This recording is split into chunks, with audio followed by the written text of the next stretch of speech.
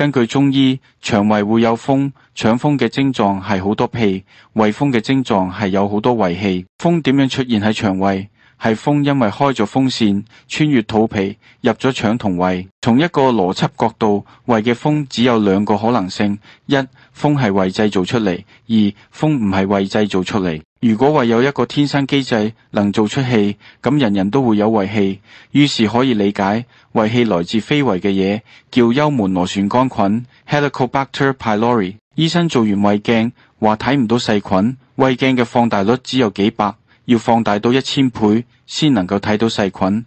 幽門螺旋桿菌勾住胃壁。脫歐嘅健康食品叫黑加侖子粉，三餐飯前15分鐘用水淹下1瓶茶匙嘅粉，不能用水沖入胃，因為水會把粉沖出。經常有胃氣會引起腸化生，之後胃癌，所以應該盡快趕走幽門螺旋菌。